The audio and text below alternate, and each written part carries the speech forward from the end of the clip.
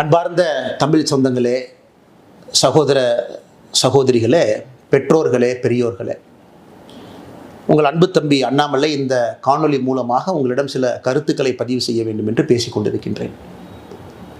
December 23ஆம் தேதி 2024 அண்ணா பல்கலைக்கழகத்தில் அங்கே படித்து கொண்டிருக்கக்கூடிய சகோதரிக்கு மிக மோசமான கோரமான ஒரு பாலியல் வன்கொடுமை நடந்தது நமக்கு தெரியும். 23ஆம் தேதி நடந்த அந்த பாலியல் வன்கொடுமை 24ஆம் தேதி 25ஆம் தேதி ஒரு குற்றவாளியை கைது செய்தாங்க. 25ஆம் தேதி காலையிலிருந்து ஒரு சாமானிய மனிதனாக உங்களைப் போல நானும் பேச ஆரம்பித்தேன். அதன் பிறகு படிப்படியாக சமூக வலைதள பதிவுகள், பத்திரிகை நண்பர்களை சந்தித்து தொடர்ச்சியாக பேசியதன் விளைவு 25ஆம் தேதி சாயந்தரம் ஒரு கைதை காமிச்சாங்க, ஞானசேகரன் என்கின்ற ஒரு மனிதனை. 25ஆம் தேதி இரவு ஞானசேகரன் யார், எந்த கட்சியை சார்ந்தவன், யாரோடெல்லாம் தொடர்பு இருக்குது, அதையும் உங்கள் முன்னால் நாங்கள் வச்சோம். எல்லா அரசியல் கட்சிகளுமே எடுத்து போராடினாங்க, பேசினாங்க. அதனால் இது நான் அரசியல் பேச விரும்பலை. முதல்ல நாங்கள் அது ஓட்டப்பந்தயம் கிடையாது. முதல்ல அண்ணாமலை தான் ட்வீட் போட்டான். அதை மாதிரி நான் ஒரு கீழ்த்தரமான அரசியல்வாதி கிடையாது. மாற்றம் வேண்டும் என்று விரும்பக்கூடிய உங்களை போன்ற ஒரு சாதாரண மனிதன். இன்றைக்கி நான் அதை பற்றி பேசலை. ஜனவரி மாதம் கடைசியில் உங்கள்கிட்ட சொல்லியிருந்த சில விஷயங்களை நான் CDR கால் டீட்டெயில் ரெக்கார்ட் ஆதாரத்தின் அடிப்படையில் உங்கள் முன்னால் வைக்கப் போகின்றேன். இன்றைக்கி பேச வேண்டிய நேரம் வந்துருச்சு. 25ஆம் தேதி கைது செய்யப்பட்ட பிறகு பல விஷயங்கள் நம்ம பார்த்தோம். FIR கசிய விடப்பட்டது. 27ஆம் தேதி நான் ஒரு அறப்போராட்டத்தை முன்னெடுத்தேன். அதன் பிறகு அண்ணா பல்கலைக்கழகம் சில விஷயங்கள் செஞ்சாங்க. நாங்கள் செக்யூரிட்டி அது பண்ணுறோம், நாங்கள் டைட்டன் பண்ணுறோம். சென்னை உயர்நீதிமன்றம் SITயை போட்டு கண்காணிக்க ஆரம்பித்தாங்க. இன்றைக்கி 5 மாதங்கள் கழித்து தீர்ப்பு வந்திருக்கு. முக்கிய குற்றவாளியாக இருக்கக்கூடிய, ஒரே குற்றவாளியாக இருக்கக்கூடிய ஞானசேகரனுக்கு 30 ஆண்டு காலம் கடுங்காவல் தண்டனை. இன்றைக்கி நம்ம அன்னைக்கு கேட்ட அதே கேள்வி இன்றைக்கி கேட்குறோம். ஞானசேகரன் முக்கிய குற்றவாளி, தீர்ப்பு கொடுத்துருக்குறீங்க, துரிதமாக இன்வெஸ்டிகேட் பண்ணியிருக்கிறீங்க, 30 வருஷம் ஜெயில் தண்டனை வாங்கி கொடுத்துருக்குறீங்க. எல்லாருக்குமே சந்தோஷம்தான். இருந்தும் நமக்கு தெரியும் அந்த குழந்தைக்கு, பாதிக்கப்பட்ட சகோதரிக்கு அந்த கண்ணீர் துளிக்கு நியாயம் கிடைக்குமானா எப்பவுமே கிடைக்காது. பட் இருந்தும் அரசு அந்த வேலையை செஞ்சுருக்கு. ஆனால் அரசு அந்த வேலையை முழுசாக செஞ்சுருக்கா அப்படிங்கிறத முதல்ல இருந்து கேட்குறோம். நான் அதைத்தான் உங்கள் முன்னால் நான் பேச போகிறேன். 24ஆம் தேதி 23ஆம் தேதி இரவு பாலியல் வன்கொடுமை நடந்தது. 24ஆம் தேதி இந்த ஞானசேகரனை கோட்டூர் காவல் நிலைய அதிகாரிகள் கைது செய்கிறாங்க, வெளியே விட்டுறாங்க. 25ஆம் தேதி சாயந்தரம் மறுபடியும் கைது பண்ணுறாங்க. இதை உங்கள் முன்னால் இன்னைக்கு நான் வைக்கிறேன். ஏன் விட்டாங்க, இதில் யாரெல்லாம் சம்பந்தப்பட்டிருக்கிறாங்க, எதற்காக திராவிட முன்னேற்ற கழகத்தில் சில தலைவர்களுக்கு பதட்டம், எவிடன்ஸை எங்கேயெல்லாம் அளித்திருப்பதற்கான வாய்ப்பு இருக்கு. இன்னைக்கு உங்கள் முன்னால் நான் பேசுவதற்காக இந்த பேப்பரையும் பயன்படுத்துகிறேன். காரணம், நான் பேசக்கூடிய விஷயத்தை தெளிவாக அவங்ககிட்ட சொல்லணும். ஞானசேகரனை பொறுத்தவரை கிராவிட்டி பிரியாணி என்கின்ற ஒரு கடையை நடத்தி வருகின்றான். அன்னைக்கு சம்பவம் நடந்த பொழுது கையில் இருந்த அலைபேசி எண் 9042977907. இதுதான் ஞானசேகரன் பயன்படுத்திய மொபைல் நம்பர். அரசு வழக்கறிஞர் சொல்லியிருக்கிறாங்க, 23ஆம் தேதி அந்த சம்பவம் நடந்த பொழுது ஞானசேகரனுடைய மொபைல் ஃபோன் ஃப்ளைட் மோடில் இருந்துச்சு. 8:52 வரை நைட்டு அது ஃப்ளைட் மோடில் இருந்துச்சு. உண்மைதான், அது ஃப்ளைட் மோடில் தான் இருந்துச்சு. CDRம் அதைத்தான் சொல்லுது. நான் இன்னைக்கு தொடர் கேள்விகள் திமுக அரசு, குறிப்பாக முதலமைச்சர்கிட்ட கேட்குறேன். முதலமைச்சர் வீட்டில் பெண் குழந்தைகள் இருக்கிறாங்க. ஐயா மு க ஸ்டாலின் வீட்டில் பெண் குழந்தைகள் இருக்கிறாங்க. இன்னைக்கு அவர் நேரடியாக நம்மகிட்ட சொல்ல வேண்டிய கடமை கட்டாயம் அவருக்கு இருக்கு. அந்த ஃப்ளைட் மோடிலிருந்து வெளியே வந்த ஞானசேகரனுடைய ஃபோன் 8:52க்கு பிறகு ஃப்ளைட் மோட்லேருந்து வெளியே வந்த ஃபோன், முதல் ஃபோன் கால் ஞானசேகரன் யாருக்கு பண்ணாங்கன்னா 8:55க்கு ஒரு காவல்துறை அதிகாரிக்கு தான் முதல் ஃபோன் காலே பண்ணுறார். அந்த சம்பவம் முடிஞ்சு அண்ணா யூனிவர்சிட்டி அந்த சம்பவ இடத்துல தான் இருந்தாரா, கேட்டுக்கு வந்தாரா எனக்கு தெரியாது. 8:55க்கு ஞானசேகரனுடைய தொலைபேசியிலிருந்து ஒரு போலீஸ் ஸ்டேஷனை நிர்வகிக்கக்கூடிய ஸ்டேஷன் ஹவுஸ் ஆஃபீஸர், அந்த ரேங்கில் இருக்கக்கூடிய சப் இன்ஸ்பெக்டர், இன்ஸ்பெக்டர் ரேங்கில் இருக்கக்கூடிய அதிகாரிக்கு சம்பவம் முடிந்த பிறகு முதல் ஃபோன் கால் ஞானசேகரன் பண்ணுறார். காவல்துறையின் மீது பெரும் மதிப்பு நான் வைத்திருக்கின்றேன் எல்லாருக்கும் தெரியும். அன்றைக்கி அந்த காவல்துறை அதிகாரினுடைய பெயரையும் அவர் பதவியும் அவருடைய மொபைல் நம்பரை இன்றைக்கி நான் வெளியிடலை. 48 மணி நேரம் கழித்து அரசு என்ன பதில் சொல்கிறாங்கன்னு பார்த்துட்டு நான் வெளியிடுறேன். 8:55க்கு காவல்துறை அதிகாரிக்கு செஞ்ச முதல் ஃபோன் கால் எதற்காக? அந்த காவல்துறை அதிகாரி 6 நிமிடம் கழித்து 9:01 திரும்ப ஞானசேகரனுக்கு அந்த காவல்துறை அதிகாரி கூப்பிடுறார். எதற்காக?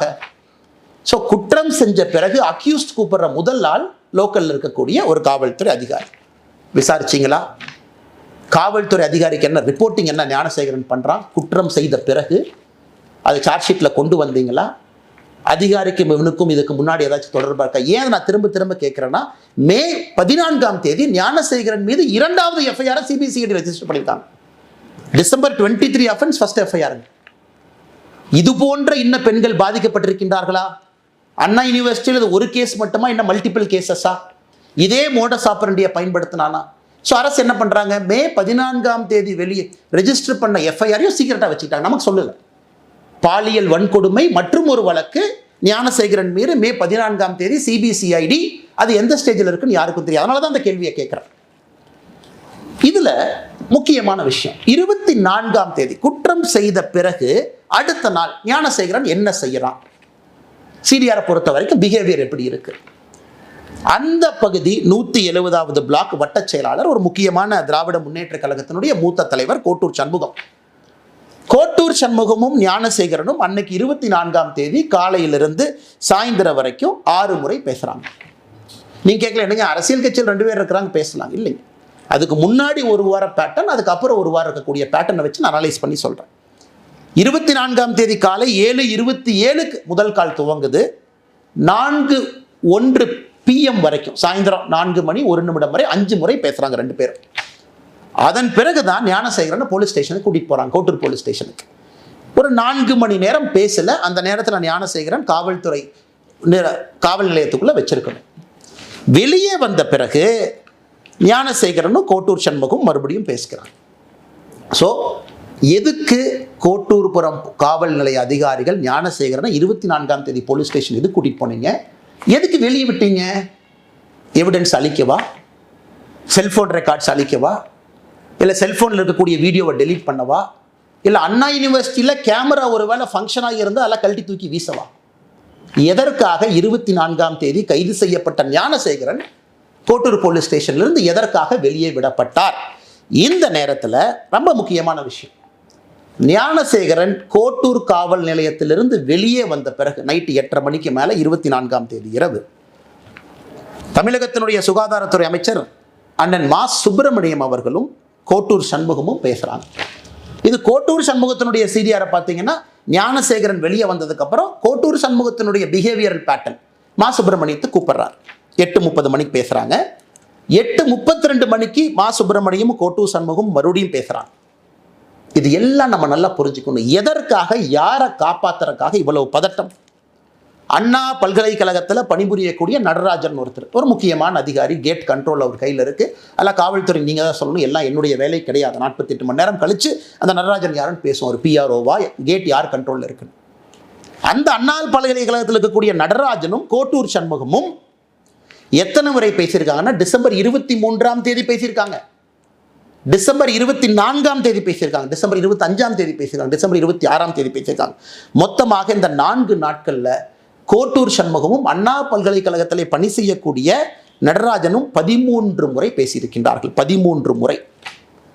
நான் ஏற்கனவே சொன்னது போல 24 குற்றம் நடந்த அடுத்த நாள் வெளியே வந்த ஞானசேகரனும் கோட்டூர் சண்முகமும் 8:34 மறுபடியும் பேசுறாங்க. கோட்டூர் சண்முகம் இதோடு நிக்கலிங்க. ஞானசேகரன்ட்ட 8:34 சாயந்தரம் மணிக்கு பேசிய பிறகு கோட்டூர் சண்முகம் யார்கிட்ட பேசுறாங்கன்னா, இன்னொரு காவல்துறை உயர் அதிகாரி, ஏன்னா காவல்துறை மீது மரியாதை இருக்கின்ற காரணத்தினால உயர் அதிகாரியுடைய பேர் அந்த நேரத்தில் சொல்லல, 8:59 சாயந்தரம் ஃபோன் பண்றார் Kottur Shanmugam, tax to that police officer. 9:07 மறுபடியும் Kottur Shanmugam tax to that police officer. இதெல்லாம் 24 இரவு. நல்லா நீங்க மக்களை யோசிச்சு பாருங்க. 24 பதட்டம், காவல்துறை கூட்டிட்டு போறாங்க, காலையிலிருந்து பேசுறாங்க, மா சுப்பிரமணியத்திட்ட பேசுறாங்க, தமிழகத்தினுடைய சுகாதாரத்துறை அமைச்சர் காவல்துறை அதிகாரிகிட்ட பேசுறாங்க, அண்ணா யூனிவர்சிட்டியில் பணிபுரியக்கூடியவங்ககிட்ட பேசுறாங்க. அந்த 24th night is the most crucial night. காரணம், எவிடன்ஸ் அளிக்கப்படுது. உள்ள போயிட்டு வெளியே வந்த ஞானசேகரன் எவிடன்ஸ் அளிக்கப்படுது. ஏன்னா இவங்க ரெஜிஸ்டர் பண்ண 11 செக்ஷன்ல, நான் புதுசாக பொருளை கலப்பினீங்க சொல்லல, தமிழகத்தினுடைய SIT ரெஜிஸ்டர் பண்ண 11 செக்ஷன்ல ஒரு செக்ஷன் எவிடன்ஸ் அளிச்சதுக்காக ஒரு செக்ஷனை போட்டிருக்கான். அப்ப என்ன எவிடன்ஸ் அளிக்கப்பட்டது? அதன் பிறகு 25ஆம் தேதி காவல்துறை சொல்றாங்க ஞானசேகரன் சாயந்தரம் கைது பண்ற பிறகு அண்ணா யூனிவர்சிட்டி சிசிடிவி வேலை செய்யல, செல்போன்ல எங்களுக்கு தெரியல.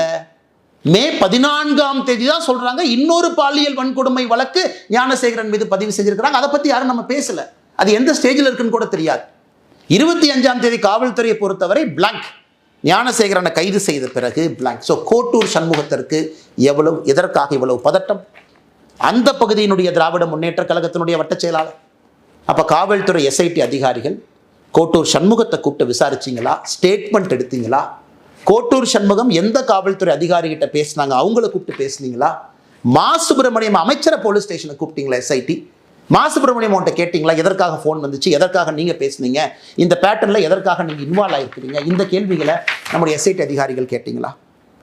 அன்பு சொந்தங்களே, இந்த நேரத்தில் நீங்க ரெண்டு விஷயத்தை பார்க்கணும். இந்த 24ஆம் தேதி இவ்வளவு நான் சொல்ல இன்னைக்கு பாதிக்கப்பட்ட மாணவியினுடைய வழக்கறிஞர் சொல்றாரு, அதே 24ஆம் தேதி 2 காவல்துறை அதிகாரிகள் அந்த மாணவியை பார்த்து FIR வேண்டாமா, FIRலாம் போட்டா வாழ்க்கை கெட்டு போயிருமா, FIR கொடுக்காதேன்னு 2 பேர் சொல்றாங்க. 2 காவல்துறை அதிகாரி, ஒருத்தர் மஃப்டியில் வர்றாங்க, ஒருத்தவங்க யூனிஃபார்ம்ல வர்றாங்க.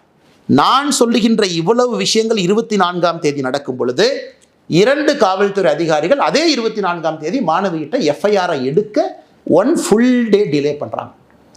ஸோ அதனால் இது எல்லாமே உங்களுடைய கவனத்துக்கு கொண்டு வருவது மட்டுமல்ல, உங்கள் முன்னால் இந்த நேரத்தில் நான் வைத்திருக்கின்றேன். அன்பு சொந்தங்களை, இன்னைக்கு நாம கேட்கக்கூடிய முக்கியமான கேள்விகள், யார் அந்த சார்? அதே கேள்வியை திரும்ப நம்ம கேட்கிறோம், முதல்ல இருந்து கேட்டுக்கிட்டு இருக்கோம். சர்க்கம்ஸ்டன்ஷியல் எவிடன்ஸ் என்ன? இதெல்லாமே ஓப்பன் CDR கால்ஸ். இந்த CDRலாம் பார்த்தீங்கன்னா 3 செகண்ட் பேசுகிறாங்க, அண்ணே வாட்ஸ்அப்பில் வாங்கிறார். வாட்ஸ்அப் நம்மகிட்ட இல்லை, அது காவல்துறையிட்டு இருக்கு. IPDRன்னு அது தனியாக ஒன்று போட்டு அவங்க எடுப்பாங்க. ஸோ வாட்ஸ்அப்பில் என்ன பேசுனாங்க தெரியாது. நான் சொல்வதெல்லாம் நேரடியாக தொலைபேசியில் ஓப்பன் டாக் பேசியிருக்கக்கூடிய கால். IPDR அக்சஸ் நம்மகிட்ட இல்லைங்க, அது காவல்துறையிட்டு இருக்கும். ஸோ யார் இன்டர்நெட் ஃபோன் கால் பண்ணது? சாதாரணமாகவே நம்மளே வாட்ஸ்அப்பில் தானே பேசுகிறோம். ஸோ எத்தனையோ கால் இதில் பார்த்தீங்கன்னா 3 செகண்ட் 4 செகண்ட் பேசின கால் என்ன, அண்ணே வணக்கண்ணே கொஞ்சம் வாட்ஸ்அப்பில் வாங்க. கோட்டூர் சண்முகம் விசாரிக்கப்பட வேண்டிய நபர். தமிழகத்தினுடைய சுகாதாரத்துறை அமைச்சர் மா சுப்பிரமணியம் விசாரிக்கப்பட வேண்டிய நபர். அந்த தெளிவை முதலமைச்சர் சொல்லாம எதுக்கு நாடகம் போடுறார்? முதலமைச்சராக ஒரு பக்கம், திராவிட முன்னேற்ற கழகத்தினுடைய தலைவராக இன்னொரு பக்கம் இருக்குல்ல. முதலமைச்சருக்கு 2 பொறுப்புகள், 2 பதவிகள் இருக்கு. கட்சி இன்வால்வ் ஆயிருக்கு, முதல்ல இருந்து இன்வால்வ் ஆயிருக்கு, காவல்துறை அதிகாரிகள் இன்வால்வ் ஆயிருக்கிறாங்க. இவ்வளவு விஷயங்கள் நடந்திருக்கு, இவ்வளவு தொலைபேசி அழைப்புகள். நீங்க கேட்கலாம், இல்ல அண்ணாமலை என்ன நீங்க சும்மா சொல்றீங்க? சரி, கோட்டூர் சண்முகம் அவர்களும் மா சுப்பிரமணியம் அவங்களும் டெய்லி பேசிக்கிறாங்களா? டெய்லி பேசிக்கிறாங்கன்னா, நான் சொன்ன 24ஆம் தேதியை 2 முறை பேசிக்கிட்டாங்க. அதன் பிறகு 6 நாட்கள் அவங்க பேசிக்கொள்ளவே இல்லை. இவங்க டெய்லி பேசுகிற ஆட்கள் கிடையாது. 24ஆம் தேதி பேசிய பிறகு இவங்க திரும்ப பேசினாங்களான்னு ரெக்கார்ட் எடுத்து பார்த்தீங்கன்னா 6 நாட்கள் இவங்க பேசலை. அதனால் 24ஆம் தேதி பல விஷயங்கள் நடந்திருக்கிறது. அங்கே தான் யார் அந்த சார் ஒளிஞ்சிருக்கிறார். அதனால் இது தொடரும். இன்னைக்கு நான் ஏற்கனவே சொன்ன எதற்கும் பயப்பட போவது கிடையாது. ஒரு விஷயத்தை நான் சொன்னேன், அதனை கையில் எடுத்திருக்கேன், உடும்பு புடியாக பிடித்து கடைசி வரை போக போறேன். நான் சாட்டையால் அடித்து கொண்டது அண்ணா பல்கலைக்கழக மாணவியினுடைய சகோதரனாக. எனக்கு ஒரு சகோதரி, அந்த சகோதரிக்கு ஒரு சகோதரன் இருந்தால் 2 பேருக்கும் என்ன வழி ஏற்பட்டிருக்குமோ அதைத்தான் நான் செஞ்சேன். அதனால் தொடர்ந்து கேள்விகள் கேட்போம். இதை நம்ம விட போறதில்லை. இதுக்கும் அவங்க சொல்லுவாங்க இப்படி அப்படிம்பாங்க. அடுத்து நான் 48 மணி நேரம் கழித்து மறுபடியும் அடுத்த விஷயத்தோடு பேசுவோம். அதனால் முதலமைச்சர் அவர்களே பதில் சொல்லுங்க. இத்தனை பேர் இவ்வளவு குழப்பத்தில் ஒரே ஒருத்தர் மட்டும்தான் அக்யூஸ்ட், எங்களுக்கு வேற யாரும் தெரியாது. இந்த ஆள் அவ்வளவு தைரியமா அண்ணா பல்கலைக்கழகத்துக்குள்ள இடத்த செலக்ட் பண்றான், இந்த இடம்னு தெரியுது, அந்த இடத்த ரெடியா உட்கார்ந்து இருக்கான். அப்படின்னா இதுக்கு முன்னாடி அவன் குற்றமே எங்க செய்யலீங்களா? யாராச்சும் நம்புவாங்களா?